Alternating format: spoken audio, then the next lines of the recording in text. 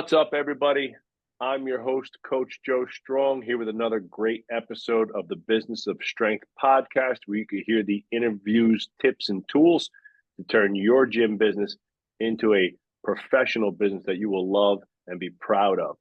Don't forget, September 19th and 20th, the annual gym business event of the year, the Strongest Year Retreat, is coming to beautiful sunny Scottsdale, Arizona.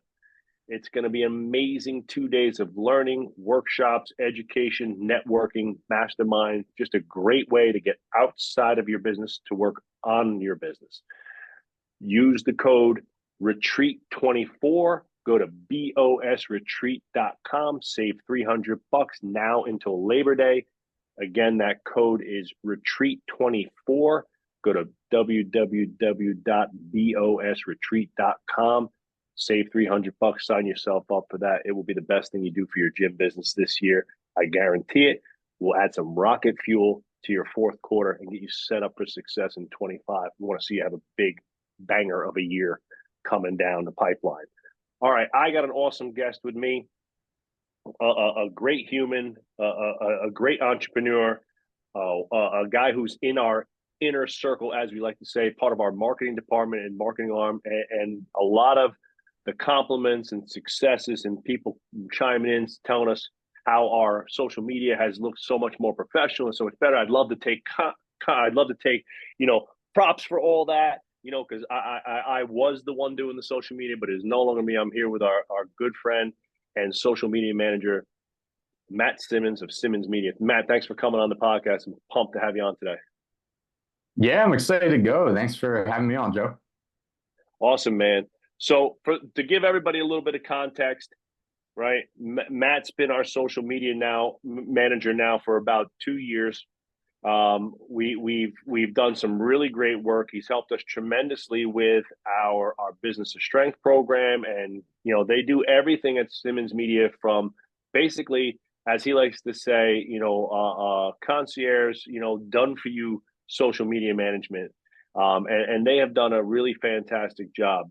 We've had some great conversations. We kind of set Matt up with kind of our expectations and kind of what some of the things we wanted from our social media, what was lacking, where the holes were that we just couldn't get to as business owners. It was really tough for us to manage the time of doing the creative, then editing, and then posting was just taking up too much time. And it got to the point where I was spending roughly 10 hours a week or so on that. And I said, enough's enough. We have a mutual friend who introduced us to each other. And I said, let's give this guy a shot. Let's give this, he just kind of started his business recently. I said, let's give this guy a shot. And it's been exceptional ever since. So, Matt, on that, tell everybody a little bit about the journey, about, kind of how you got into social media, and how, and I know you do a lot of stuff outside of the gym industry, but you've kind of carved out a really nice niche within the fitness industry, working with a lot of other gyms and a lot of other fitness professionals. So talk a little bit about that. Sure. Yeah, it's kind of crazy. It has been 2 years since we started working together. Yeah. It's, goes fast. Yeah. Yeah, it really did. So my story, I guess, gets started kind of back when I was in college, right? So I was always, really into fitness. I played basketball my whole life growing up. And I was always, that guy trying to make the YouTube channels, trying to do different things with, videos and social media wise. Until I got to college. And funny story, actually, I was a political science major with the intent of going to law school. Kind of realized I wasn't following my passion. So switched up from that, picked up the media major. And from there is really, where I started developing my skills some more. Met some awesome people in the industry, actually, who, were able to influence me and help me with a lot of stuff then, which led me to senior year, which I got an internship with a mutual friend, Devin. Yep. At Gage. I was their media intern, right? And, from there, I had that interest in the training side too, because I just wanted to learn as much as I could. So I was sitting on their, training internship meetings just to kind of learn some of the tricks of the trade a little bit. And, one day I had the conversation with Devin where I was like, the internship was coming to an end, had the idea of doing this. But I guess really at that point I was just needed the the reassurance of, hey, do you think this is like something that would actually work? Um, and then from there, Devin was all about it. And we got started a little bit later. I met you. And that's really where Simmons Media took off. So what we do is we do done for you social media management. That's really our bread and butter. We have in-house videographers, photographers, graphic designers, and social media specialists. Who really our goal is just to take social media as much off your plate as you want, right? Like you mentioned, to get you got 10 hours back, and that's really what we strive to do here Yeah. at Simmons Media. I mean, that's been the biggest thing for me. I mean, I know for some reason when I speak to a lot of gym owners, they're like, I do all the marketing, and I do all the marketing. Like, again, I own the marketing seat, and I think that becomes part of Absolutely. the role. That becomes part of I think the maturation process of a business owner, right, is learning that it's not just about doing the work, it's about owning the result, right? I own the result of marketing, but I no longer do all of the work. I manage the result. I have a meeting every Monday with Matt. We get on the same Yep. page. I mean, literally, sometimes our meetings are 5 minutes, sometimes they're 15, Yeah. sometimes we need an hour. Yep. It really depends. If I know I need more time, like usually at the end of the year, we'll have an end of the year wrap up and we'll spend 90 minutes with each other, and I'll send them some documents and things like that. And we'll kind of just make sure we're on the same page for the upcoming year. But the majority of our weekly meetings are 15 minutes max. Yeah. And then Absolutely. I have a meeting. I have a meeting with our ads management team on Mondays, and then I have a meeting with our sales team just to kind of make sure that everybody's on page with what's coming down the pipeline that week for our marketing. Right. So we kind of kick all that off on Mondays. I do all three of those meetings on Mondays. I'm responsible for the overall global plan. This is what we're running in August, October, November, blah, blah, blah. These are some of the big ideas maybe we got in the pipeline. I'd like to change this up. And then kind of the ideology. What's great about Matt and the fact that he works in fitness with other gyms is that he's kind of seeing a lot of cool stuff that other people are doing, bringing ideas to us. So I really haven't had to coach you up too much anymore. So I think that again, just from a tactical standpoint for business owners who listen to this, gym owners especially, is like the Dan Sullivan book, Who Not How. At some point, as your business grows, your marketing needs to grow with it. Your social media needs to grow with it. You go from one or two posts a week to random crap in the gym to trying to make it oh, we're going to do 3 professional posts a week, and then that takes up a decent amount of time, and it's like, all right, you get to a point where you're a business like us. Every output matters at this point. Every client matters, every dollar matters. And people say, well, when you get bigger, isn't things more stable? They are, but like the little details matter a lot more as you get closer to the apex of a business, right? Of its business capacity. And the Yeah. fitness analogy that I 100%. always use, the fitness analogy that I use is like lifting weights, right? It's easy to bench press 135. There's not a lot of people that most people don't know anybody who's bench pressed 500 pounds, and it's not because humans aren't capable of bench pressing 500 pounds. It's that it takes a shit ton of work to get to 500 Oh pounds. Most yeah. people are like, yeah, I don't want to spend 6 hours working on my triceps and my back just so I can bench 500 pounds. Like, fuck that, I'll go Right. get a burger. Right. So Yeah. I think Much I easier. think so. Like the tactic is, who not how, and I sat there and we hemmed and hawed over the money. And again, I'm not Matt's not expensive for what you get out of it, so I don't want to paint that picture that it's like ridiculously expensive. But the reality is that I sat there and hemmed it. It was like I was looking at it with a very fixed mindset of like just another expense. And then when I sat down and break down, when I talked to Devin, and Devin was like, dude, this I'll use the frame kid at the time. I know you're not a kid, but it's like Yeah. he's like Yeah. No, that's all right. this he's like, this kid's a savage, bro. Like, he's hungry, he wants it. Like, he does a phenomenal job with us. And really, what the kicker for me was knowing that you had been in an internship with Devin, and he's an absolute savage business person. And I was like, this guy basically got a master's degree in business in a summertime, in 10 That's what it weeks. felt like. Yeah. Yeah, because I know Definitely. how he rolls, and also you got, look. I won't say that you got lucky, because there's no such thing. You put yourself in an opportunity to have success with somebody, but it couldn't have been with a better person, because I know Devin, and I know how much he puts an emphasis on learning, education, books, reading, and so not only did you niche into the passion that you were looking for fitness, but you also just happen to niche in with, arguably, in my opinion, one of the best gym owners in the country. So, win-win for everybody, right? It turned out to be great. Yeah, What are, absolutely. Yeah, what it are was a great experience. what are some of the biggest things that you see that what are some of the big like aha transformation moments that you see when gym owners finally make the switch to kind of automating and offloading their social media? Yeah, so the Besides biggest one, time, as the obvious one is time, right? that's yeah, time's definitely the biggest one. But a lot of things, we hear often is just, people in their gyms are actually like talking about the social media and how they love it. And, they love what they're seeing. That's a big one. Another one too is just the amount of website traffic that it's able to generate, right? So something I know Mm, we do often is like every post, we put it right up on the story with the link to whatever the current offer is, right? right. And that's one of the biggest things we track is the link tabs.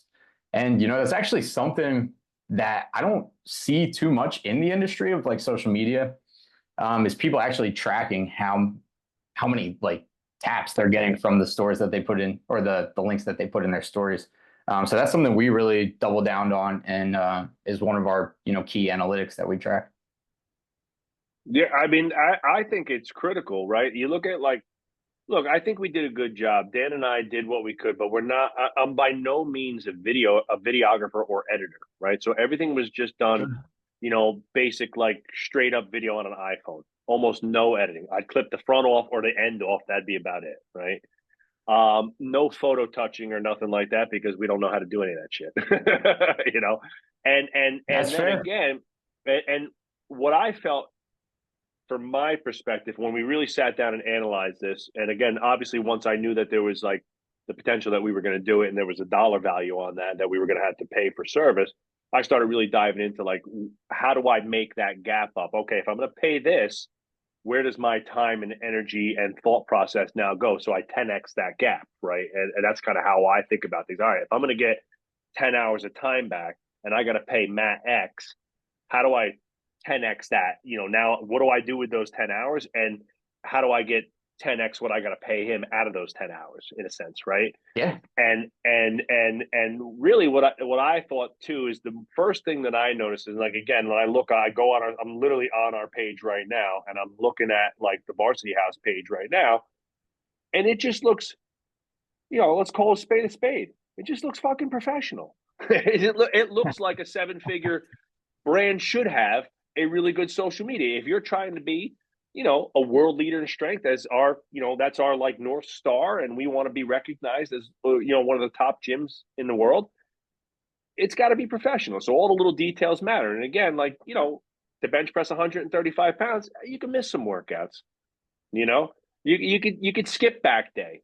You don't have to really work that hard. You don't have to have wraps on your wrist. You don't have to go out and buy, $100 good elbow sleeves and stuff like that. You want to bench for 400 pounds? You can't miss no workouts. Yeah. I look at like someone like Big Mike who's competed on a national stage. That guy hasn't missed a workout in 10 fucking years. Like he Yeah, never I believe misses. it. And he's never missed a chicken and rice and Mrs. Dash for lunch in a decade, right? Yeah. And that's the kind of commitment that it takes. And I was like, man, and every time Dan and I would get compressed for time, we'd have an obligation, an objective. The social media would be the first thing to fall to the wayside in a sense, and it'd be like, oh crap, we haven't posted anything in like 5 days. Damn it, it's like you got to post something, and then we scramble to just post something stupid. I'd take a picture of like I don't know, whatever, a weight, and be like, get your asses to the gym this week, Yeah. Right. Right. or Right. something silly. So I think just the level of professionalism and so forth. So what are some tactics now? Let's get a little tactical here. I want you to give the people that are doing their own social media, and or thinking about possibly hiring out, what are some of the key tactics that people could take to immediately improve their social media, make it, let's call it simple, more profitable, and professionalize the social media in a couple nutshells? Yeah, sure. So a general rule of thumb, we always like to say is we kind of follow like a 4-2-1 strategy, right? So it's for every 7 posts, we always like, four that kind of focus on growing your account. So these are like your funny skits. These are, testimonials, stuff like that. Two being, one's focused on your current members. So these are client shout outs, that type of Yep. content. And then one that's just a direct sale. So kind of just, hey, come join our gym. That's pretty much it Right, in a right, nutshell. right. Yeah, And that keeps it simple. So if you have like so you're saying like one good like straight up call to action, like like again, if you got a program coming up, like we're running our athlete sweeps right now. Is hey, apply for the athlete sweepstakes, right? Stuff like that. yeah. Open enrollment, register your athlete now. 6 week transformation. Join the transformation, like a direct call to action. Exactly, exactly. Yeah. So if you follow that pattern of, 1 out of every 7 being like that, we found great success with that.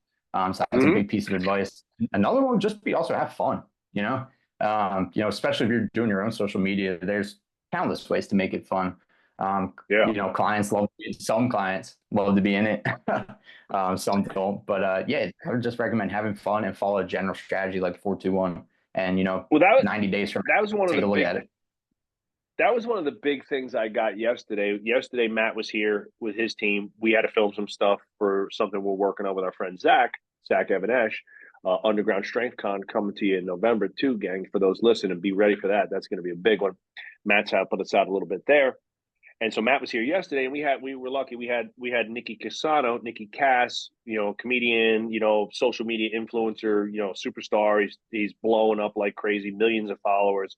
And the biggest takeaway that I got from his talk yesterday was have fun, do it, be unique, turn your social media off and be creative and do things that you like and make it yours. And it really resonated with me because I know, and I'm sure you're on social media all day. It's what you do for a living. So you're checking that stuff all Yeah, day. right. It's hard for me to not get caught up in that like comparison syndrome, seeing what everybody else is doing. So what's your take on that? Like, the people who have blown up almost always seem to have that really unique kind of spin on what they're doing. What's your take on, authenticity, versus, like the basic stuff that you see a lot of gyms doing, the client spotlights, workout tips, shit Right. like that. Like, Right. Yeah. So, I mean, the biggest thing is they're just, being themselves, right? They're doing their mm, own thing. They're not really trying to be someone else. If that makes sense, they're just doing what they think's great. So, like, I'll tell you, for example, when we are coming up with content ideas, I will not look at social media. That's something I agree with, Nick on is definitely, I wouldn't look at social media either for about an hour or two before. I know scale is probably different since, I'm on social media all day for work, but, taking that hour or two off really helps, reignite that, creative spark and, the ideas that you can come up with for yourself are great, especially when you take about an hour or two with no distractions. yeah, I think like, I don't know. It's like a lot of things in marketing. We get tired of our own shit before anybody else does. you know and like what's fun, and we start looking at like, or I when I say we, I say me. I start looking at like other people say, oh, let me see what Gage is doing, let me see what this Sure. guy's doing. And it's like, and I if you know what to do and you know the message you're trying to cross in your brand, I do think you're probably better off turning things off for a little bit and getting in your zone and getting in your bubble and doing it, doing it like you said, authentic. Now, in the gym world, obviously a squat's a squat, a deadlift's a deadlift, Yeah. right? You got a lot of people who's like, okay, so this is one of my favorite exercises. It's called the deadlift. It's like, all right, like, we're not really getting people excited about that. What are some things that maybe gym owners can do to, to add some pizzazz and fun and attraction to their social media? Yeah, that's a great question. And it's, the answer is quite simple. I would say be yourself too. Big thing we like to do is mic up coaches during sessions. That's, the most personal you're going to get. Like that's really just showcasing the personality of the coach. And, people can see inside your gym how coaches interact with the members, how members in your gym actually are. They kind of get a glimpse of the community from mic'd ups. So mic'd ups are massive and they're great too because everyone's going to be different. There's never going to be two exact same mic ups Yeah. depending like on where your gym is or anything like that. Okay, that makes sense. I like that. I like that. I mean, I think authenticity is cool. Uh, Different types of like we've always for whatever reason, my brain is always kind of like gravitated towards the marketing and branding stuff. I've always enjoyed that aspect of things, and we've always like used like, let's call it, slogans, catchphrases, become unstoppable, things like that. So I think like having a unique, you know, we kind of go backwards to go forwards a little bit. I think the overall part of the process, in my opinion, of having great marketing is starting with the beginning stages of having a great brand and a brand identity. And I think that you have a great brand identity, you can create a great brand script from that. And when you have a great brand script, marketing gets a lot easier because you have the Sure. words, the messages, and the people that you're trying to speak to kind of written out on paper. So I know like when we started working together, I gave you our brand script, our marketing and sales, Yep. outlines and stuff like that. So you could kind of read where our heads are at with like, how we speak, who we speak to, the problems we solve, the programs and products that we use to solve them, and so forth, and what pain points our customers are suffering from and Yeah, stuff like that. that's huge. I Absolutely. think The I think pain a, points I are think a huge. lot of gym owners I think a lot of gym owners haven't taken the time to kind of write that shit out a little bit. And it's like if you sat down and wrote out a little bit more about your ideal client, the pain points, how you solve them, and kind of how your gym, because again, like I said, squats are squats, deadlifts is deadlifts, but how your brand, Yeah. your gym, your culture looks to solve those problems in its unique way. And then once you write that out, it's easy. No, I fully agree. Everybody's, always looking for like the hack or like the trick to know, make success on social media with their business. But oftentimes the answers are just right in front of you. If you really look at, like you mentioned, your brand script, who you're actually trying to talk to, there's infinite content ideas right in front of you if you have that information written down. Yeah, yesterday on a console call with one of our consulting members, he's just getting started on the marketing journey and really getting this process. So we start with the brand script, we get the words down. Once they get the brand script, we go to a web wireframe to kind of reframe their website and kind of some of the key, like their headlines, call to actions, and stuff like that. And then what I tell them to do before we start firing out marketing, whether it's social media, email, or whatever, I tell them to write. You got to write your five best emails ever. And it's kind of like a workshop that I do with them. And it's like, so, pick an avatar. Let's just say it's a Gen Pop gym that mostly services, 35 to 65-year-old busy men and women, right? Um, Write the five best emails that those people need to hear to solve one of their five key pain points. So whether it's, weight loss, energy, injuries, no time to train, nutritional confusion, whatever the things that you hear constantly from your people, write out a blog post, email, whatever you want to call it. I told them the long format, like write as much as you can, like solve the problem of nutrition for your clients, write it all out. That's 10 social media posts and five emails right there once you're done with it, and you can kind of Absolutely. extrapolate that long format. Yeah, yeah, that's the best content too. Oftentimes does come from long form shrunk down into the short form. I know that's something you and I do often is, you'll have the long form content and we'll shrink it down into that social clip. And, that's worked very well for us. Yeah, yeah, and that's the Gary V, that's the Hormozy, right? All the guys that have that have blown. I mean, look, Gary V's sitting on 500 million. Whatever something's working, right? Yeah, Jesse Isler, those guys sitting on. He's another one sitting on 300-400 million. Alex Hormozy sitting on 150 million. Like when they speak, I'm listening because those are a lot of yeah, totally. zeros. It is So a they lot can't of be zeros. wrong. And like, what do you think about stuff like this? Matt, like we do a podcast, obviously the business of strength. The idea is to educate some. What about gym owners doing a podcast? I always thought I've never done it. We had a podcast originally before we started the business of strength podcast and started doing, gym business education.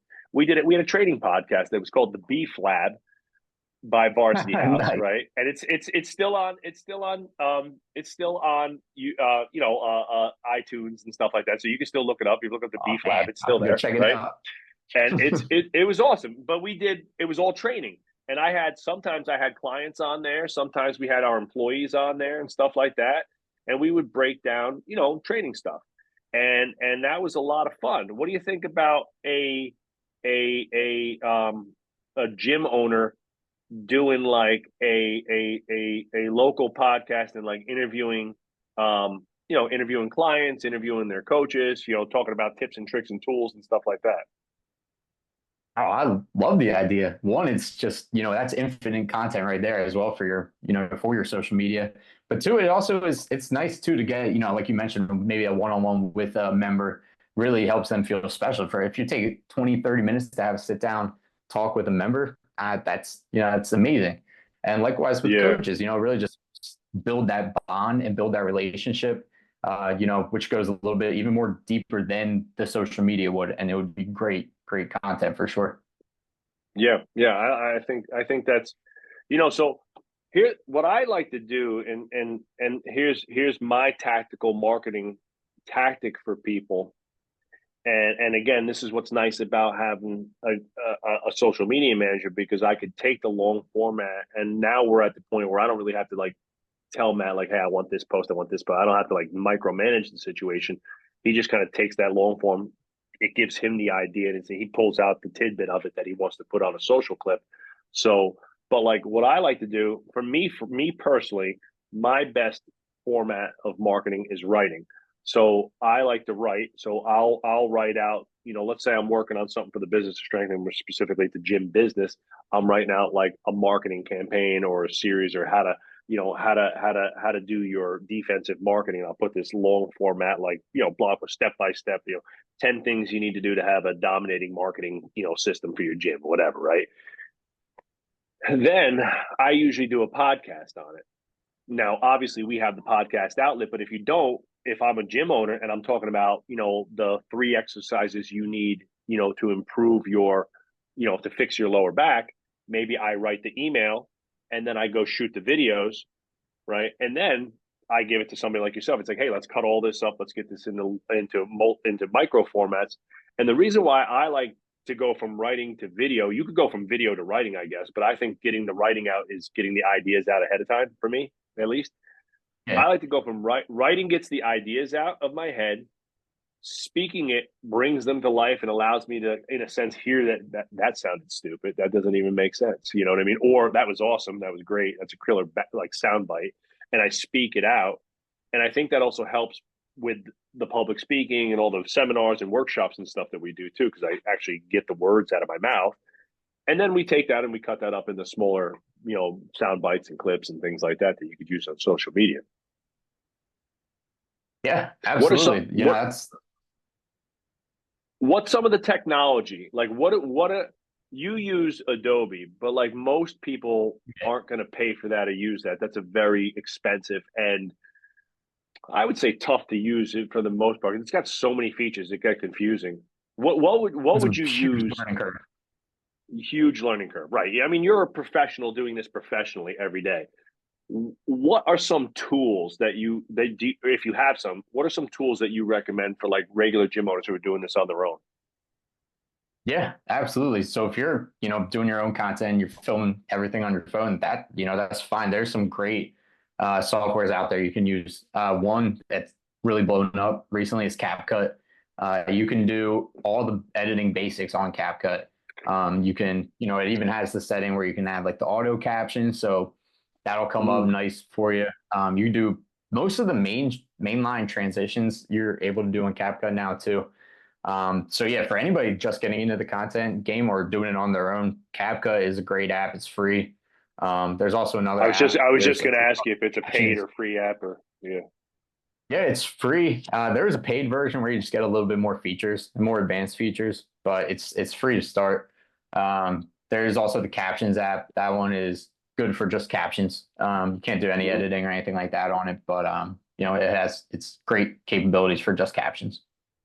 That's awesome. That's awesome. And what about like, I know there's a lot of them out there for scheduling your post ahead of time. And me and you've had a couple conversations. I know you like but don't like that process or that thing, because there I think you lose some features when you schedule ahead of time. So talk to me a little bit about Yes. that. What schedule, like the one we used to use before we hired you, was Hootsuite. What's a platform that you do like, and what are some of the pros and cons of like those schedule ahead type platforms? So yeah, might be an unpopular opinion, but for videos, we don't schedule any of our videos. We post them manually through the phone, through the app. We've, in our experience, found one, especially with videos, it does diminish a little bit of the view count. I know the apps like to keep you in the app, so we'll do all our posting of videos through the app, and then that way you also get all the features, right? Like with a lot of the scheduling softwares, you can't add music, you can't collaborate with people through their Mm. platforms. So we do it directly through the app and have found the best results that way. Yeah, that makes a lot of sense because I ran into a lot of technical issues using Hootsuite where like hashtags weren't coming through properly, other things Yep. like that. Yep. So there was a bunch of inconsistencies that I had there. Dan and I kind of transferred back to going straight to the app, but then it is a time thing where you have to do it that day or whatever. Now Yes. Yeah. you can schedule stuff ahead of time now on the apps now, which is nice too. Right. Yeah. So for when we schedule posts, we schedule most of our stills and graphics, but we'll do it through the app, right? So Facebook, Instagram, those are the two platforms we're using the most.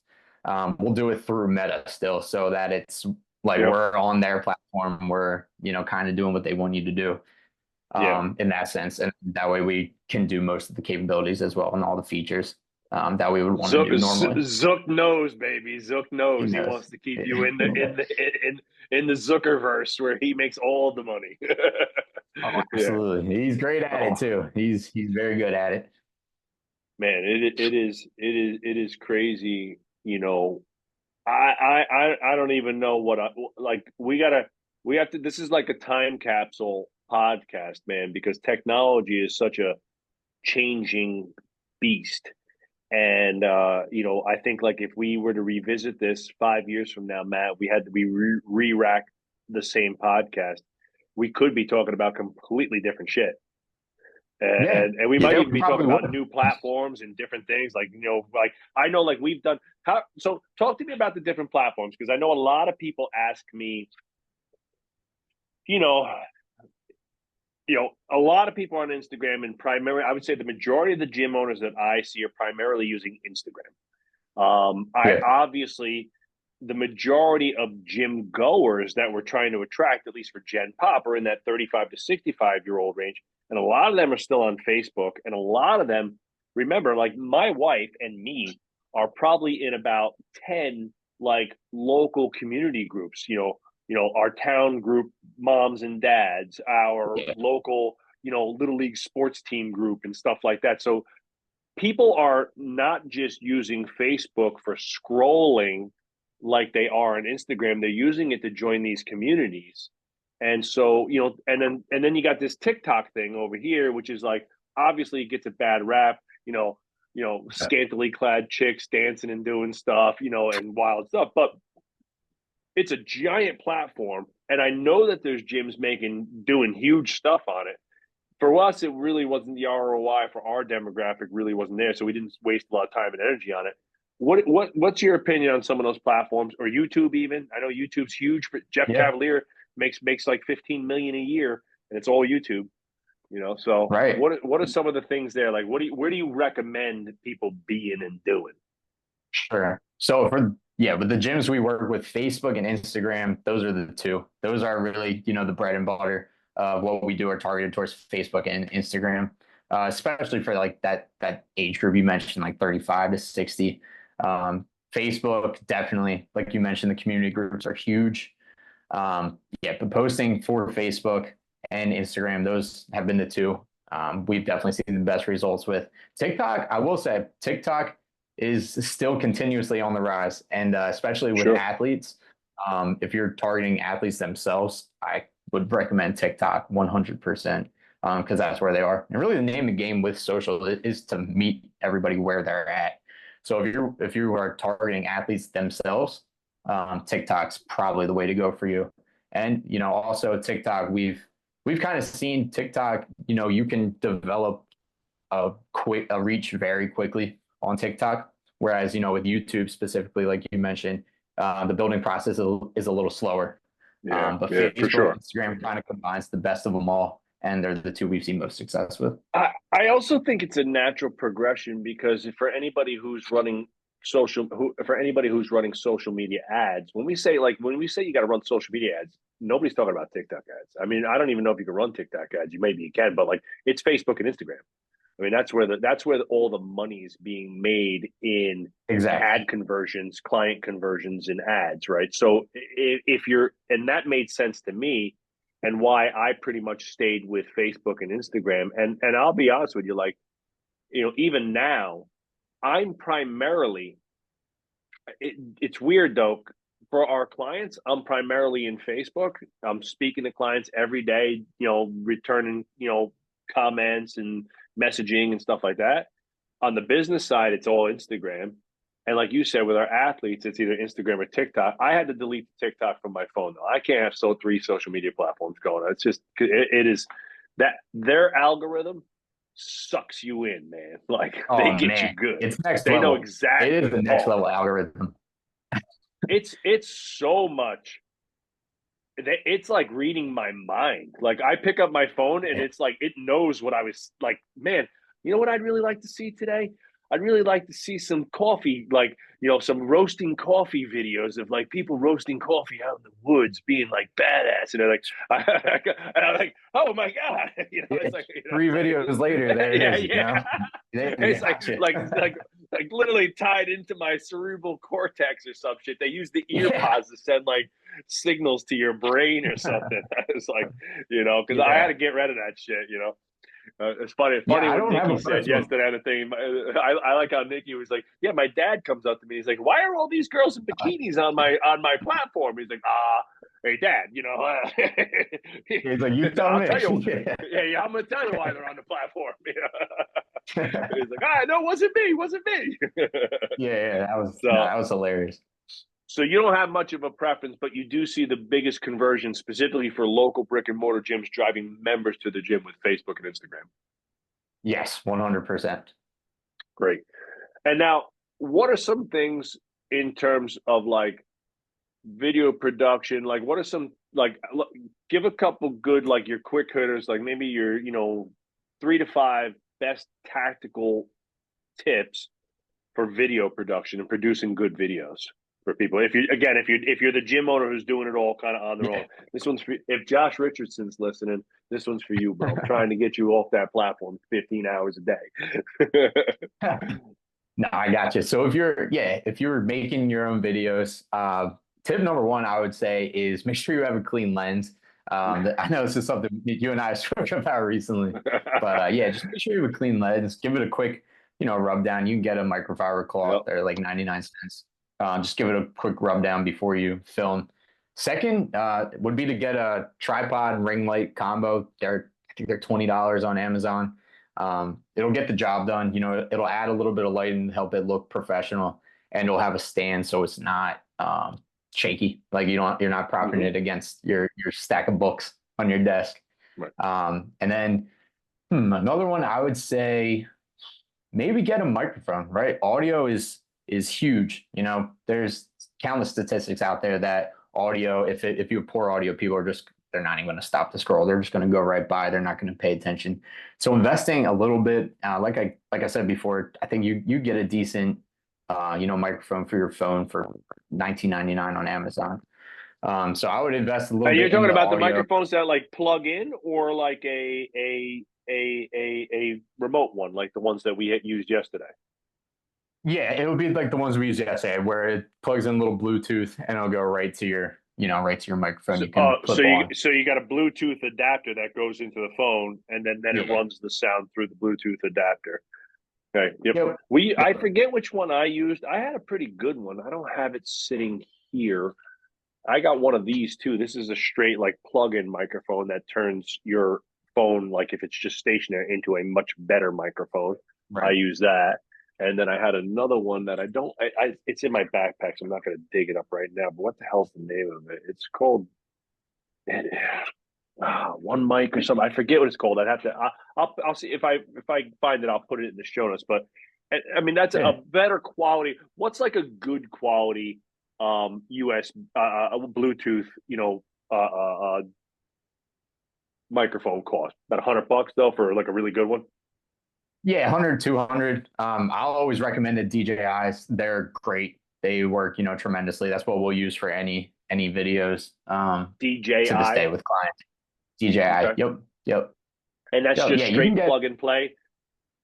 Yep. And Yes. you don't And you have can to get be in their app at all for the sound because some of them they have to download their app in order for that to work and stuff like that. It's a pain in the ass.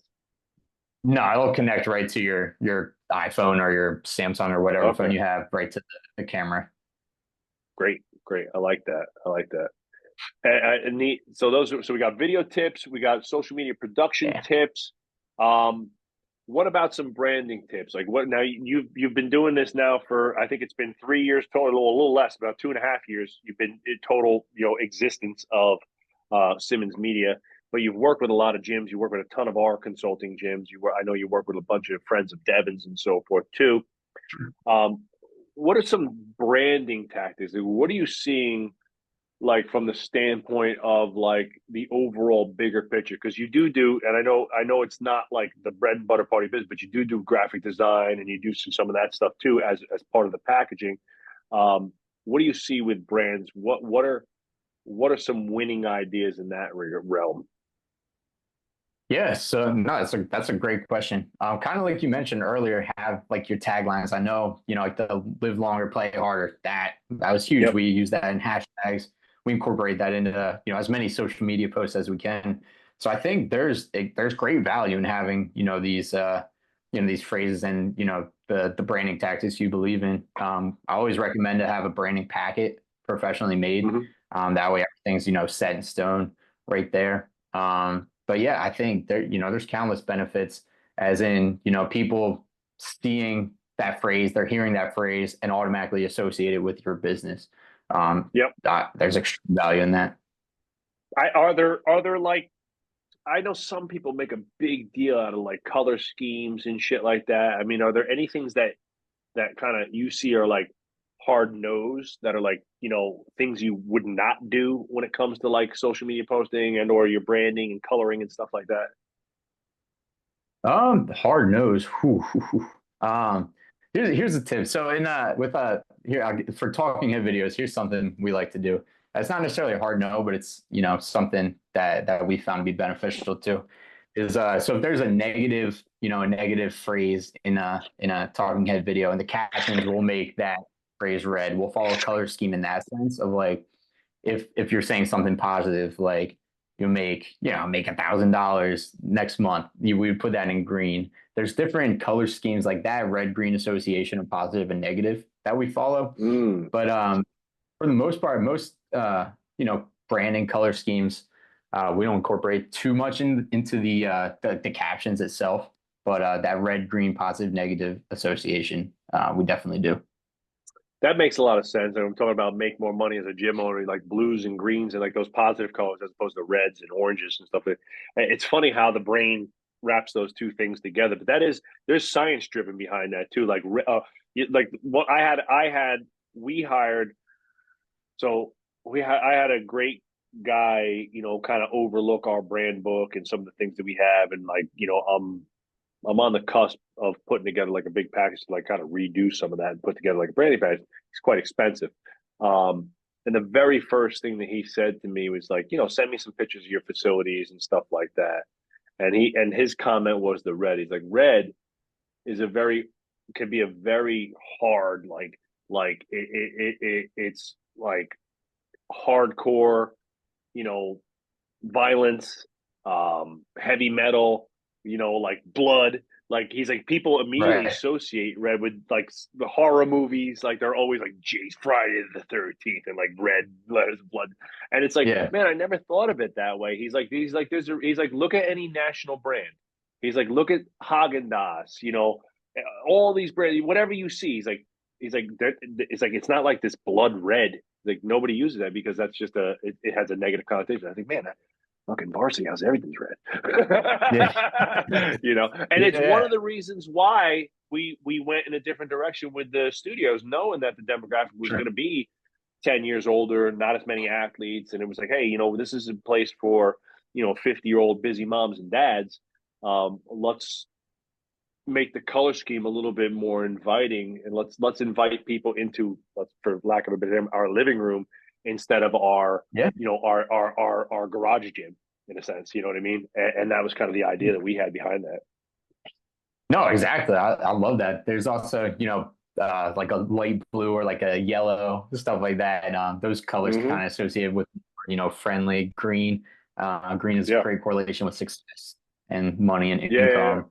Uh, yeah, there definitely is those correlations with colors. Um, Looking at ours, we have the red too, though. yeah.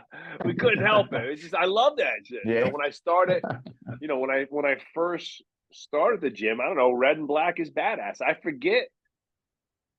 I really don't remember like how that became the scheme, but I went. I remember going somewhere. It might have been to like a college. It might have been like Ohio State or something like that, which is like the red, silver, and white. And we went there. yeah. Oh, red and black would be sick, you know. So and then it just became a thing, and here we are, years later. But that's super cool.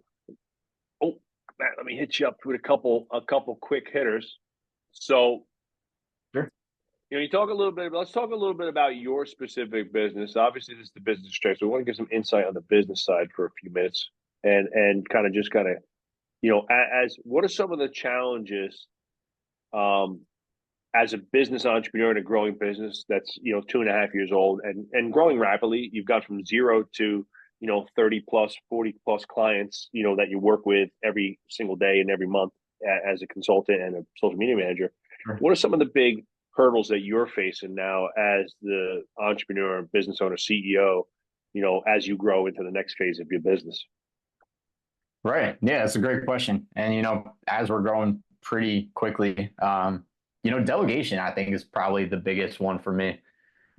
Especially, meeting with all the clients, like I have the vision of, after meeting with the owner, we kind of see, where the path we want to take everything. I think for me, my biggest, challenge right now is probably delegating properly. Mm. That's always for I think a lot of business owners have that same struggle. The book that I recommend to everybody is either Who Not How or 10X is Easier Than 2X. They're both Dan Sullivan kind of books. They're great for that. There's another book that I just got for our business manager and front desk manager Erica by Michael Hyatt. Your world class, become a world class assistant, and it gives people like a lot of it is about how to offload work from people and delegate work and visualize like Sure. pieces of work in smaller bundles that are a coach that we've worked with kind of broke it down for me that really resonated. And I'm sure you've heard Devin talk about it this way too. Is there's like $10 jobs, $20 jobs, and $100 jobs, and the $10 and $20 jobs are usually the jobs that bog us down the most and distract us the most. And that's like vacuuming the turf, organizing some papers at the Sure. front and stuff Yeah. like that. But they're not directly tied to any money. But like if I go back, our facility's large here, so if I go vacuum the turf right now, there goes an hour, right? A vacuum in the turf, right? Sure. It's like Yeah. so it's No like, all doubt. right, is Joe vacuum the turf a good hour spent when Joe could write 3 emails in an hour that potentially could make $10,000, right? So Yeah. there's that kind of offloading of things. I think just people don't have the perspective. So here's my tip to you then for delegating, and then to Yeah. everybody, right? Here's how I offload work because and I would say if I have two superpowers in business, and I don't have, and that's a stretch. The two superpowers that I've had have been an undeniable self belief in myself and our team, and that we were going to win. I think that's mission critical for anybody. If you're going to be an entrepreneur, you better have game face all the time. Like you got to know you're going to win. And, like, again, like, I'm not saying that I would get in the ring with Mike Tyson, but you got to have that mentality. Like I'm going to get in there and kick this dude's ass. Right. And you got to have that self-belief. And then the other thing that I've been really good at has been delegating. I jokingly say, and you've heard me say this in our business workshops, is that my goal is to do nothing, is to do zero. It's to come by, work out, hang out, run around, you know, steal a coffee or two, create some problems, and leave. Right. You know, The and dream so the life. reality is, yeah, exactly right. So how I've gone about doing that consistently over the years as the business has grown is every quarter or so, I do a time audit and I look at where I'm spending my time. And if I keep seeing that I'm spending my time on distracted shit, I know that there's something in there blocking me. I got to find that bottleneck. I got to find that little hole that's like leaking energy out the side, right? And let's say, for the sake of this argument, there was a point where I was looking at that time order and I said, social media, video editing, posting. And it's like, fuck, man, this shit's on my calendar 3 hours a day, 3 days a week. Like, you got to be kidding me with this shit. Like, I'm not getting nothing done. I got to have meetings. I got to block meetings, blah, blah, blah. Dan's like, why didn't you get to social? You got to post about this. You got to post about that. Why didn't you post about this? Like, dude, I can't get it done. Right. And so I was like, all right, I got to get this off my plate. So it just kept popping up, popping up, popping up. And eventually it's off your plate. Another long time example is I was spending an enormous amount of time like ordering shit for the gym, front desk stuff, whatever, Mm, supplements, this, that, and the other. I was like, dude, I just one day I sat down in my office for 3 hours, made a list of every single supply, front desk, supplements. You know, at the time we were doing smoothies, so all the different smoothie supplies, everything. And I looked and saw in the bank account how frequently we're ordering them, and I just kind of go, all right, we need this every month, we need this every 2 months, we need this every other week, right? And it was like, and I just gave it to the front desk crew. It's like, hey, every Friday we do inventory. You check the list, and here's the order schedule, and here's the link on Amazon. And that took a yeah. shit ton of work to get it done. But I never had to. I've never done it again. I've never looked at or thought about ordering toilet paper again. And so it's kind Right. of like those types of things for yourself and for the gym owners out there. Do your time audit. Make that list of shit you don't want to do no more, or shit that's bogging you down. And then it might also be something you don't like to do. It might just be like, man, I do this thing, but I really hate it. It's like, all right, well, then you're not doing it great. So, just set a date for yourself. So, like, I'll just use like Matt, for example. If you don't like, maybe you don't like the video editing, you'd rather offload that to Gabe, right? He's your head video guy, Yeah. right? Yep. And it's like, all right, I don't really, my goal is to do zero video editing, right? You just set a hard date for yourself. All right, by December 1, I'm done. That's it. Gabe, it's your show, bro. Go fuck it up. Yeah. you know, and kind of the last tidbit I'll give to people is you got to have some trust, right? You got to have some trust. You got to trust people a little bit. And, I think, I use a term a lot with my son being a little boy, learning how to fail forward, right? Fail forward, right? You got a great team. I know all your crew. They're good dudes, good people, but they don't want to, nobody wants to fuck up. Nobody wants to be the asshole. Nobody wants to be the shitty employee. Very few people, at least, right? Good, Yeah, decent right. humans don't, right? So, like, if Gabe fucks up and butchers a video, and that's not the norm, he's got to have the confidence knowing that you're not going to blow his ass up and come storming into the office with it. What the hell's the matter with you? Blah, blah, blah. It's like, hey, man, that video was a little bit, not the best. Let's figure out where it needs to be to get there. And let's make sure that we have these things in place going forward. Right. And it's like, hey, dude, you didn't screw it up so bad that you're done. Let's fail forward. Let's not make those mistakes, and let's fail forward and not repeat the same things over and over and over again. And that comes from having a great collaborative kind of work environment where it's like, hey, man, these are the expectations.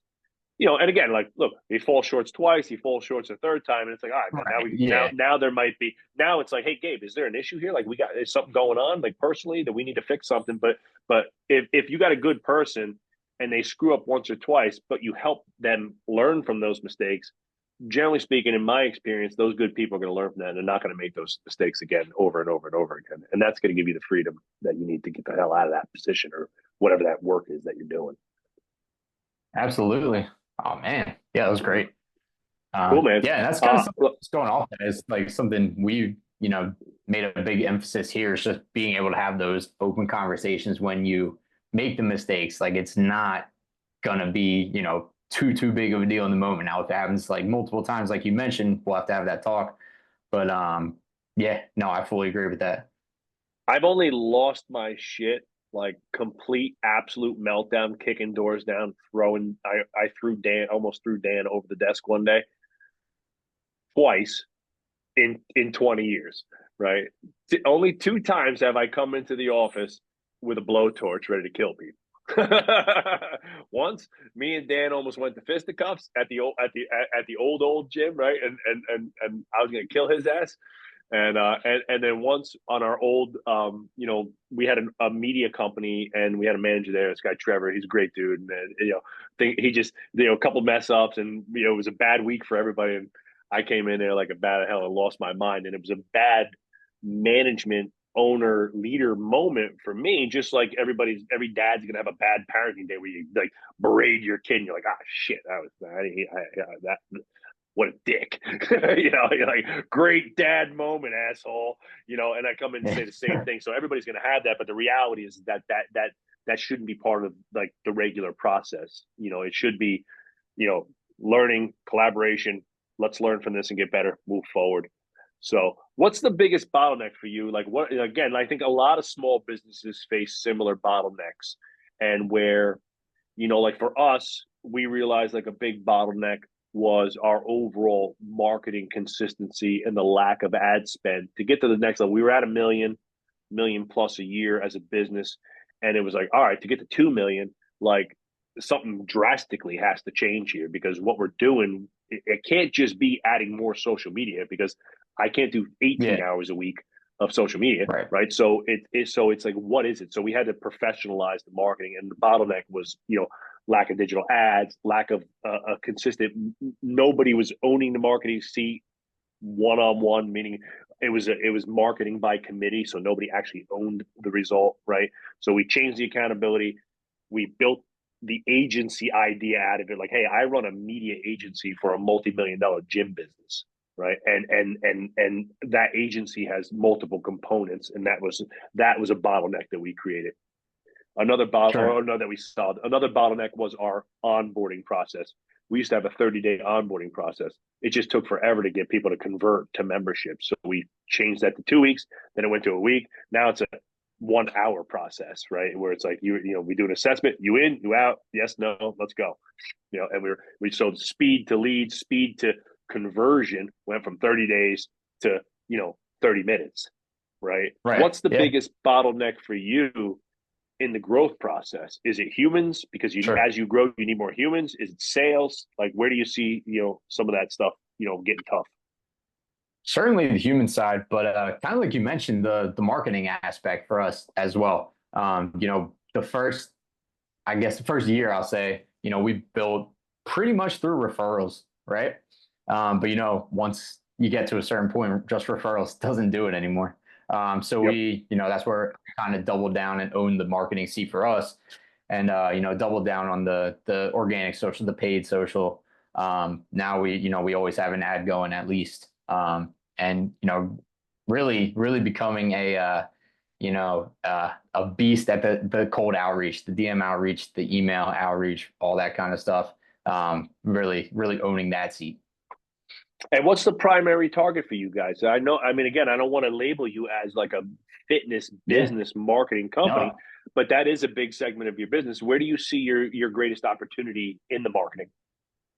Yeah. So in the fitness industry, for sure, that's our primary target. That's who we kind of reach out to the most. Okay. If a local shop comes by and wants a video or something like that, we'll be happy to do it. But all of our marketing is pretty much just towards gyms and fitness industry Okay. itself.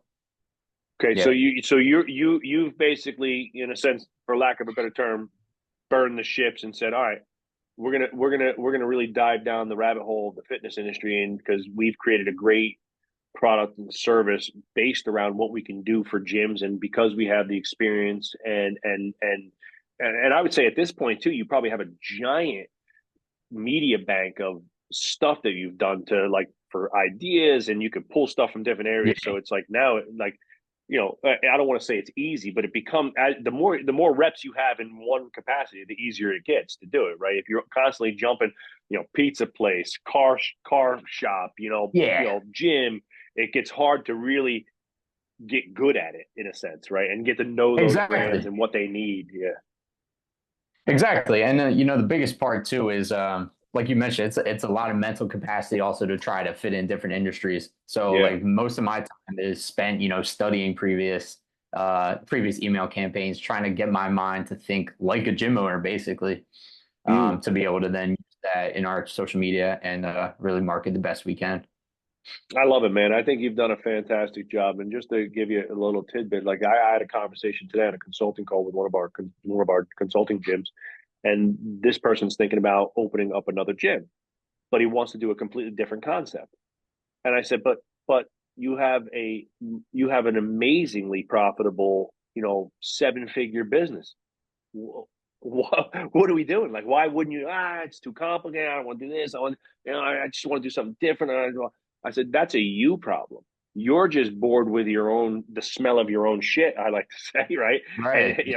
and so I said, you have a multi-million dollar gym business, and yes, it's got baggage just like our HQ does here, but do what we did. Just take the best shit out of it and cut the nonsense and duplicate in a smaller, more profitable, easier to manage format, but you already have the people, the horses, and the process in place. Like I think, like again, this just goes to what you're saying. It's like, man, we've created a great niche here. It's like if all of a sudden we start doing, pizza places, it's like now we have to learn a whole new industry. Like what are the pain points, that I got to help these people solve now, and what is the message that they want? You got to learn a whole new verbiage and shit. Yeah, exactly. Yeah, that's really it. It's a beginning of a whole new process, right? So really, and this is, what we're passionate about too. So really double downing on the fitness industry. We're ready. We're ready to keep going.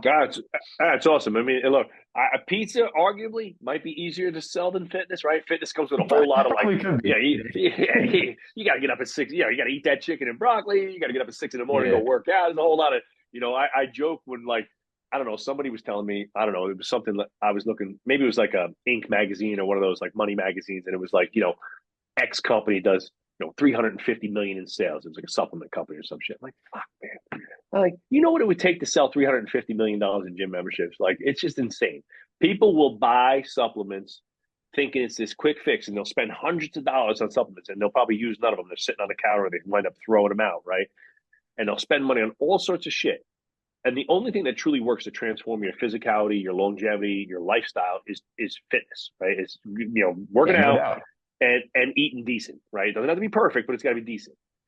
But that comes with a whole lot of looking in the mirror and facing some of those bad habits, and then the accountability of actually doing something. Like you can't say you work out, you actually have to work out, right? I want to make myself feel good, look good. I can go buy a fresh new pair of shoes and a new pair of jeans, and I look better, but on the outside, but I'm not actually any better. In order to actually get better, you got to get your ass to the gym. There's no other way Simple as around that. it. Yeah, there's no way Simple as around it. that. And yeah, and more days than not, you got to eat, meat, fruits, and vegetables, and not pizza. Right, right. So, Although Matt, pizza would be a fun in the market. oh man, there's some guys doing some cool stuff, man. There's Yeah. I'm gonna give a shout out for the Jersey folks listening. There's a new shop in Rutherford, New Jersey called Casanos Pizza. The guys down there are doing a phenomenal job. It could be um, it's right there with like a John's of Bleecker, but it's a different style pizza. But it's definitely one of the top, 3 pizzas in my world right now, and it's amazing. And a great crew of people. So I love supporting small business. I've literally driven all the way to a 40-minute ride 3 times so far to go down there just to get pizza with my family because I want to support these guys, and I hope that they crush it. So Oh Matt, you're the man. man, dude. I love what you do for us. I can't speak highly enough, about Simmons Media and you personally and the team that you've built. Really great group of people. You've gone above and beyond for us. So I know that the people listening will get a lot out of the podcast, but specifically tell people, where they can contact you. Where's the best place to get in touch with Simmons Media and you yourself, and how to do business with you guys. Yeah, for sure. So yeah, if you want to, learn more, just chat, you could DM me on Instagram. It's Simmons at Simmons.media. Or you could check out our website, www.simmonsmedia.co, just .co there. Or shoot me an email, matt@simmonsmedia.co. We answer pretty quickly. I'd love to chat. Awesome. Matt, great stuff. Thanks for all the tips, tricks, and tools to make your social media and video production better. This is the business to strength, Simmons Media. Thanks for being on the cast. Till next time, everybody. Yes, sir. Thanks for having me. Awesome. Thanks, Matt. That was great, dude. Thanks so much. Yeah, you got it.